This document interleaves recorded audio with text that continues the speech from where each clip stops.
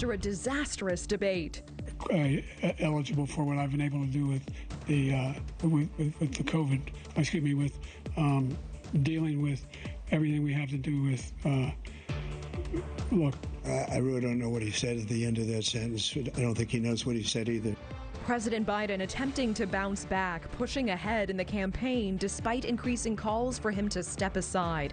The cover of Time magazine pointing to panic within the Democratic Party as a recent poll says 60% of voters want Biden replaced on the ballot. We have the latest developments on the race for president. Live from NewsNation headquarters, this is NewsNation Prime. President Biden is hitting the campaign trail this weekend, fresh off of a debate performance that has some questioning if he should drop out. Now, the president holding events in North Carolina and New York in the days since the debate, vowing to stay in this race. Let's welcome in Republican political strategist Matt Klink and A. Scott Bolden, NewsNation political contributor and former chair of the Washington, D.C. Democratic Party. Welcome both. Scott, it's good to see you again. We'll start with you. Do you agree with the New York Times editorial board that President Biden should drop out of this race? No, I don't agree with the New York Times editorial board at all. One debate does not make a campaign or candidacy, a nomination, or even the president of the United States. It's a legitimate concern for sure. He had a bad night. I'm not going to minimize that. It was truly painful to watch, but that was one debate. I'd like to hear what the doctors have to say, not the lawyers, one. And two, it's ironic that these organizations and the media are calling for Donald Trump to resign when, not Donald Trump to resign, Biden to resign, when Donald Trump on the other side is a convicted felon, has been found liable for sexual abuse and financial fraud. But no one on the GOP side is calling for him to resign. They're lining up behind him. So I think it's a bit ironic that even GOP members would call for Biden to resign. But be that as it may, Biden has had strong performances at the State of the Union speech, on the campaign trail, and I'd like to see more information before I jump on the other side and say we need a replacement for Joe Biden. He's the only one in the Democratic Party that's beaten Donald Trump. And right now, the majority of the party and people I've talked to are sticking with Biden until they know more. Scott, Biden is lucky to have you on his side. Matt, I want to turn this over to you. What did you see on debate night? Do you agree with Scott? Scott's bar is pretty low if he just refers to that as a bad night. That was a complete and unmitigated disaster by Joe Biden. I find the thing that's really interesting, Trump actually followed the rules of the debate, and Joe Biden got the debate he wanted, and he did this to himself. And Scott, we'd love it if Joe Biden would release cognitive tests, but he won't do that. Look, this is a president that has been coddled by the national news media for months. We've been told that he was all right. Clearly, he can still read a teleprompter like he did at the State of the Union.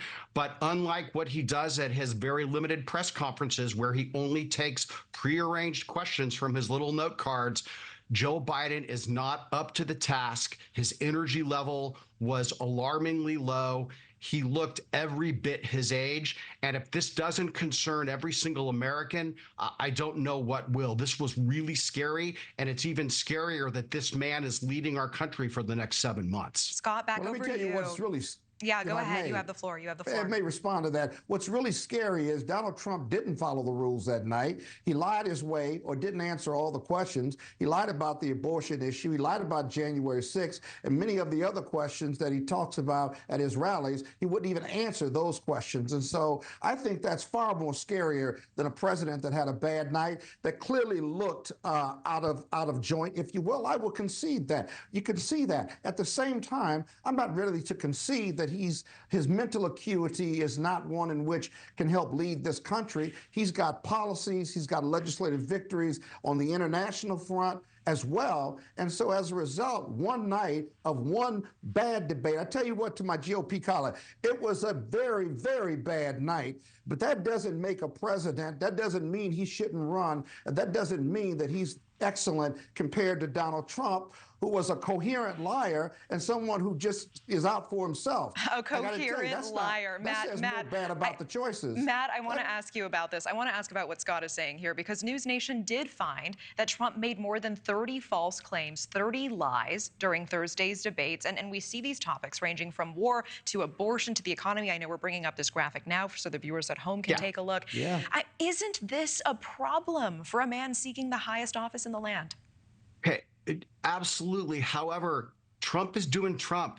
This is not anything new. What we did see, what everybody else in America has seen, except the mainstream media and people like Scott who are phoning it in for Joe Biden, is Joe Biden is physically and mentally not capable of being the next president of the United States. I mean, you could say what you want. Trump did this, Trump did that. From the very second that Joe Biden walked out on that stage, he looked every bit the aging senior citizen, and he was incapable of carrying a consistent thought. And even worse, I agree with you that Donald Trump was completely off base and he misrepresented his position on abortion. But Joe Biden was so mentally addled, he couldn't even respond back, which is what is his job, and he couldn't do it. So stop saying it. Trump, Trump, Trump. Biden didn't even pass the initial bar to set foot on that stage. It was an embarrassment. I'm so sad we are out of time because it is so good to hear from both of you gentlemen on this. Scott Bolden, Matt Klink, thank you for your time. We'll have you back. Thank you.